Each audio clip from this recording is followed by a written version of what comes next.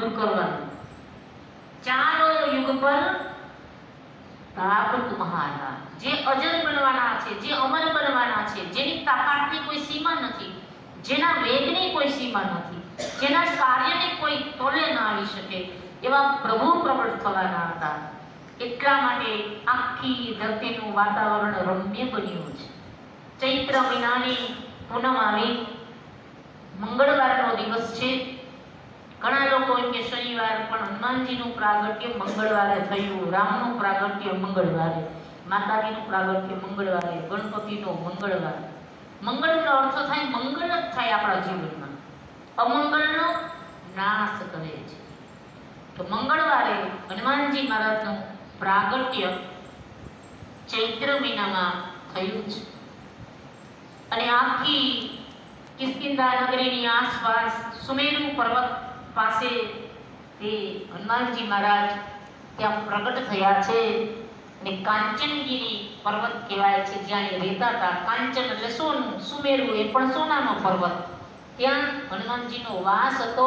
સોનાનો જ દેહ છે હનુમાનજીનો. કનક બરણ કંચન બરણ બિરાજ સુબેસા, એવા હનુમાનજી પ્રગટ થયા છે.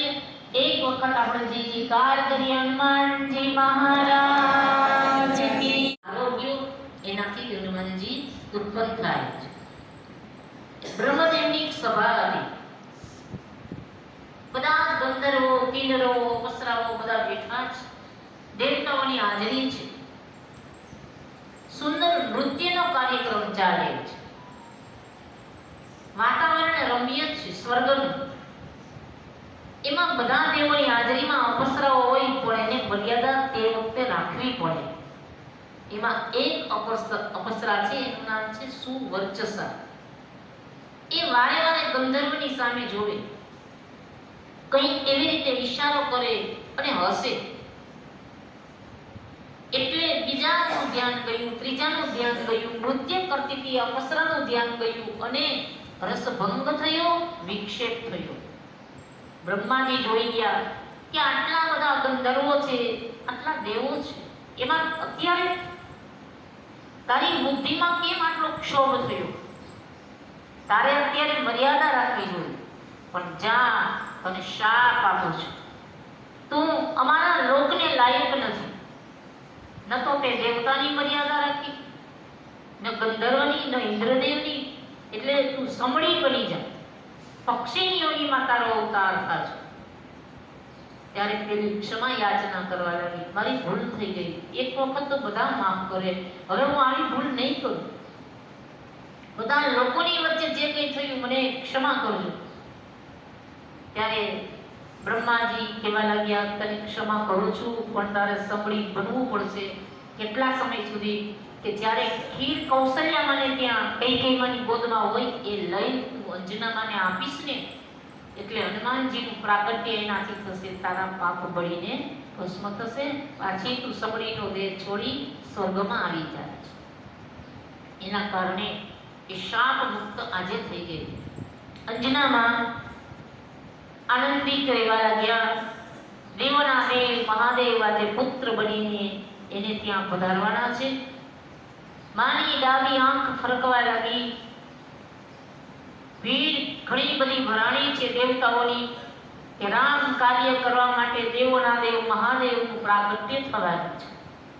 ગંધર્વો, કિન્નરો, ચારણો, યક્ષો, દેવાંગનાઓ એ બધા જ રામ જોઈને બેઠા છે આકાશમાં. હમણાં ભગવાન પધારે એટલે આપણે બધા પુષ્પની વૃષ્ટિથી આપણે એને વધાવી દઈએ. ઋષિમુનિઓની ભીડ દ્વાર પર ભરાણી છે કે હનુમાનજીનું પ્રાગટ્ય થવા માટે જઈ રહ્યું છે. ચોર તરફ આનંદ આનંદ છવાયો છે. મન સુગંધ શીતળ વાયુ આવવા લાગ્યો. સમુદ્ર કિનારા ઉપર રત્ન ફેંકવા લાગ્યો. વૃક્ષો ઉપર ફળ વધારે લાગવા માંડ્યા. કંઈક સારું થવાનું હોય ને એટલે આખી પ્રકૃતિની અંદર શુભ શુભ થાય છે. કાજ જગત કે જેતે સુગમ અનુગ્રહ તુમારે તેજે. કવન સો કાજ કઠિન જગ માહી. પોતાના પતિને એવું કહે છે કે આપણા ભાગ્યમાં સંતાન નથી, તો એક કામ કરો, તમે તપશ્ચર્યા કરો. અંજનામાં તપ કરવા માટે ગયા જ, પણ ત્યાંથી એક સંત માર્ગમાં પસાર થયા કે અંજના, તમે એમને તપ કરો ને એમાં ફળ ન મળે. કોઈ સંતની પાસેથી માહિતી લઈ પછી ભક્તિના રસ્તે જવાય. ધ્રુવજીને બતાવ્યો તો રસ્તો નારદજીએ, અને પરિણામે ધ્રુવ સફળ થઈ ગયા. તમે અહીંયા નહીં, વેંકટાચળ પર્વત પર જતા રહ્યો, અને ત્યાં આકાશ ગંગા વહે છે, એની અંદર સ્નાન કરજો અને મહાદેવની આરાધના કરો. ભોળાનાથની આરાધના કરવાથી તમને સંતાનની પ્રાપ્તિ થશે. દેવોના દેવ મહાદેવ અંજનામાં પધાર્યા છે. પાર્થિવના શિવલિંગ બનાવે, આજુબાજુમાંથી બિલ્વ પત્ર, કરેણના ફૂલ આદિ આદિ જે કંઈ મળે, ફળ લાવે, ધોઈ સ્વચ્છ કરી શિવલિંગને ભોગ લગાવે, અને આખો દિવસ નમઃ શિવાય નમઃ શિવાય ઓમ નમઃ શિવાય તપમાં મગ્ન રહેવા લાગ્યા. કહેવાય છે એકાએક કૈલાસ ડોલવા લાગ્યો. પાર્વતીજી એક દિવસ વાતો કરે મહાદેવ સાથે, પણ મહાદેવ કોઈ ધ્યાન નથી આપતા. ભોળાનાથ, આપનું ધ્યાન ક્યાં છે? હું ક્યારને તમારી જોડે વાત કરું કે મારું ધ્યાન પૃથ્વી ઉપર ગયું છે. કેમ કે અંજના તપશ્ચર્યા કરે છે, ભગવાન રામે અવતાર લીધો છે. મારે પણ હવે જવાનું છે રામને હારે, અને હું જઈશ, પણ તમારે અહીં નહીં આવવાનું. કારણ કે બ્રહ્મચારી બનીને ભગવાનનું કાર્ય થાય, એકલા જ થાય, નહીંતર વિક્ષેપ થશે. પણ અંજના માને વરદાન દેવા માટે મારે જોવું પડશે. ભોળાનાથ અંજના માની સામે પ્રગટ થયા છે મહાદેવ. હે દેવી, માંગો શું જોઈએ છે? કે પુત્ર તમારા ભાગ્યમાં તો નથી, પણ હું ખુદ તમારે ઘેર પુત્ર બનીને અવતાર ધારણ કરીશ. પણ હજી તમારું એક કામ અધૂરું છે કે હું હનુમાન બનીને આવીશ, પણ વાયુદેવની ઉપાસના તમારે હજી કરવી પડશે. વાયુદેવનું તપ કરો, એની તપશ્ચર્યા કરો, એ પ્રસન્ન થાય. એનો આશીર્વાદ પણ આમાં જરૂરી છે, કારણ કે વાયુની કૃપા વિના આકાશમાં ઉડી શકાશે નહીં. હનુમાનજીને તો મારુત તુલ્ય વેગ, એવી રીતે ઝડપથી સ્પીડથી બધા કાર્ય કરવાના છે, એટલે એના વિના નહીં થાય. અંજના માને દર્શન આપ્યા, મહાદેવે વર આપ્યું છે, અને એ જ વખતે ત્યાં એને વાયુદેવની તપશ્ચર્યા શરૂ કરી. હનુમાન પેટ ઉપર લોખંડનું મુશળ બાંધ્યું હતું. સાંભે ભગવાનના દીકરાએ, જમવંતીનો દીકરો, લાજ કાઢી, સાડી પહેરી અને સંત મહાત્મા પાસે ગયો હતો. મહાત્મા, હું એક સ્ત્રી છું, છે ભગવાનનો દીકરો, અને એક બાળકને જન્મ આપવાની છું. પુત્રને આપીશ કે પુત્રીને? તમે તો જાણકાર હોય તો કહી દો. મહાત્મા કહેવા લાગ્યા, તું સ્ત્રી નથી, તું ભગવાનનો પુત્ર છે. લાજ કાઢીને મારી મજાક કરી છે, પેટ ઉપર લોખંડનું મુશળ બાંધ્યું છે. જા, એના કટકા થશે ને, ભગવાનના કુળમાં કોઈ નહીં બચે, તમારો નાશ થશે. એને મજાક કરી તો શાપ મળ્યો. આજે અહીંયા શું થયું? હનુમાન પુરાણમાં કે એ જ પુંજિક સ્થલા નામની અપસરાની મહાત્મા શાપ આપે છે કે જા, તું સ્વર્ગને લાયક નથી.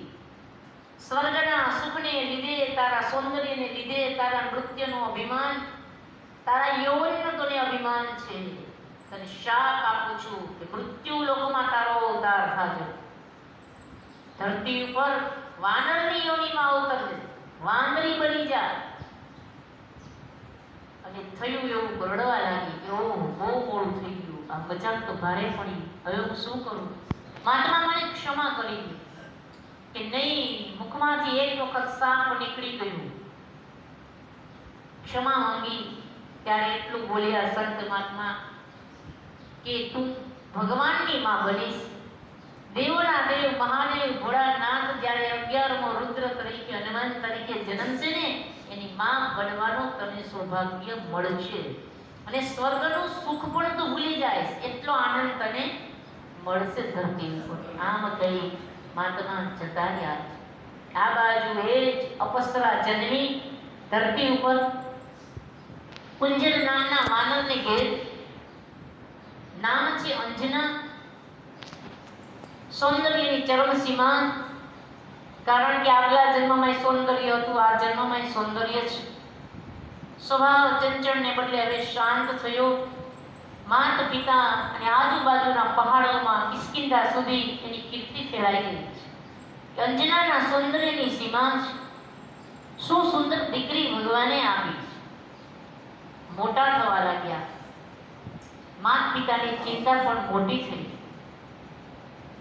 મનમાં અને મનમાં એણે હવે નક્કી કર્યું કે આ પુત્રી માટે કોઈ એવો સારો વર એને યોગ્ય મળે તો આપણે એને પરણાવીએ. ફરતા ફરતા કેસરી